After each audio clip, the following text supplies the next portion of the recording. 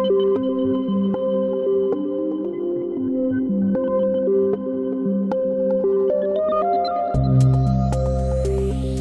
is 6 Minutes, the Seriously International Daily Newscast. It's February 7th, and I'm Emma Albright. And I'm Jacob Shropshire. It's well into Friday night in Christchurch, New Zealand, while Chattanooga, Tennessee is just waking up. In Oslo and down here in the Worldcrunch newsroom in Paris, it's just after midday. These are the latest headlines. Trump imposes sanctions on the International Criminal Court. Ukraine offers a humanitarian corridor for Russian civilians trapped in seized border areas. And our daily news quiz question comes to us from the Chinese box office.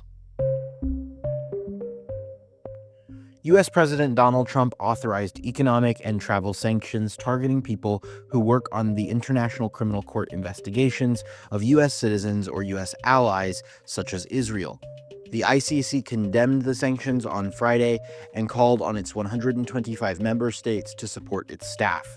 Meanwhile, Secretary of State Marco Rubio has confirmed a long tour of the Middle East will begin next week, his first trip to the region since taking over as the top U.S. diplomat. Kyiv is accusing Russia of ignoring its own citizens as the Kremlin remained silent on Ukraine's offer to create a humanitarian corridor for Russians trapped in seized border areas. Meanwhile, Ukrainian authorities said on Friday that 3 people were killed in a Russian-guided bomb attack on Ukraine's northeastern region of Sumy. Several more earthquakes have struck waters around the Greek island of Santorini just hours after authorities there declared a state of emergency. The island has been rocked by seismic activity this week, with thousands of earthquakes recorded since Sunday, prompting the evacuation of more than 10,000 people. A canal in the suburb of Argentina's capital, Buenos Aires, turned bright red with pictures and videos showing the intensely colored water flowing into an estuary. Local media reports suggest the color may have been caused by the dumping of textile dye or by chemical waste from a nearby depot. Now, let's see what else the international press is covering. Reactions are starting to come in after Iran's supreme leader Ayatollah Ali Khamenei criticized negotiations with the U.S. This came after Donald Trump floated potential deal-making over Iran's nuclear program while signing an executive order on Tuesday. And Turkish daily Hürriyet showed pictures of mourners in Turkey commemorating the 2-year anniversary of the series of earthquakes that killed more than 53,000 people. The early morning ceremony was set for 4:17 a.m., the time the first quake struck in the southern region near the Syrian border. Indian press is covering a cut to interest rates for the first time since 2020. The Reserve Bank of India said it had lowered the repo rate by 0.25%, with officials trying to reverse slowing economic growth in the world's most populous country. We have a piece from German daily Die Zeit about how the GPS systems that run our digital maps are getting worse and worse. Emma, walk us through it. Die Zeit tech editor Max Rauner writes about how military strategies around jamming GPS signals is affecting day-to-day life, especially for pilots.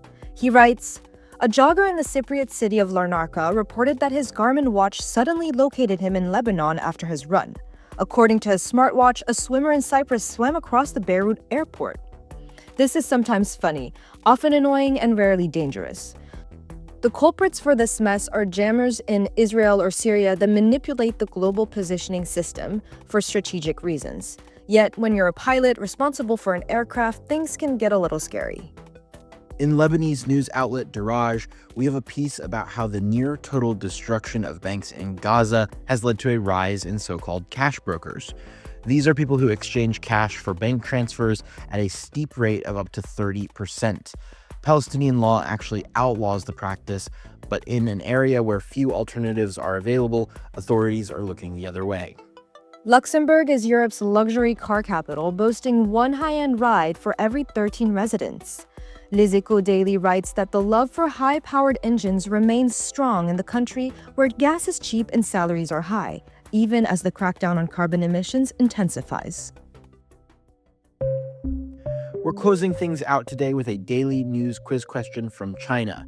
Ni Zha 2, a Chinese animated film, has become the country's highest-grossing movie ever, raking in a whopping $796 million.